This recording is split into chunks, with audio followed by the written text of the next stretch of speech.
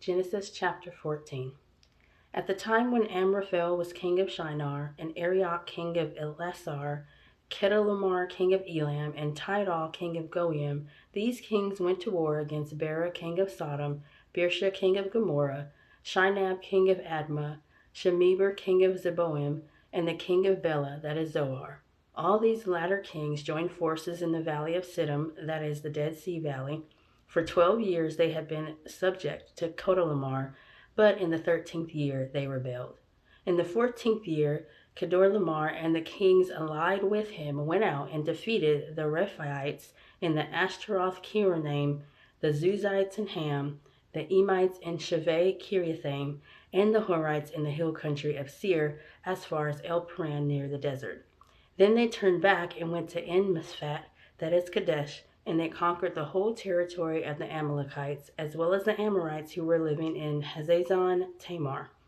Then the king of Sodom, the king of Gomorrah, the king of Admah, the king of Zeboim, and the king of Bela, that is Zoar, marched out and drew up their battle lines in the valley of Siddim against Chedorlaomer, king of Elam, Tidal, king of Goyim, Amraphel, king of Shinar, and Arioch, king of Elasar. 4 kings against 5. Now the valley of Siddim was full of tar pits, and when the kings of Sodom and Gomorrah fled, some of the men fell into them, and the rest fled to the hills. The 4 kings seized all the goods of Sodom and Gomorrah and all their food. Then they went away. They also carried off Abram's nephew Lot and his possessions, since he was living in Sodom. A man who had escaped came and reported this to Abram the Hebrew. Now Abram was living near the great trees of Mamre the Amorite, a brother of Eshcol and Aner, all of whom were allied with Abram.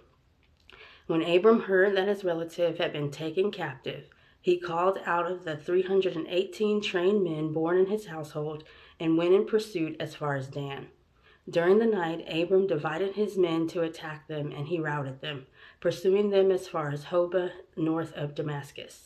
He recovered all the goods and brought back his relative Lot and his possessions, together with the women and the other people. After Abram returned from defeating Chedorlaomer and the kings allied with him, the king of Sodom came out to meet him in the valley of Shaveh, that is the king's valley. Then Melchizedek, king of Salem, brought out bread and wine.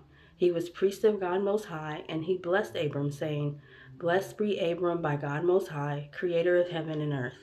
And praise be to God Most High, who delivered your enemies into your hand." Then Abram gave him 1/10 of everything. The king of Sodom said to Abram, "Give me the people and keep the goods for yourself." But Abram said to the king of Sodom, "With raised hand I have sworn an oath to the Lord God Most High, creator of heaven and earth, that I will accept nothing belonging to you, not even a thread or the strap of a sandal, so that you will never be able to say, 'I made Abram rich.' I will accept nothing but what my men have eaten, and the share that belongs to the men who went with me, to Aner, Eshcol, and Mamre. Let them have their share."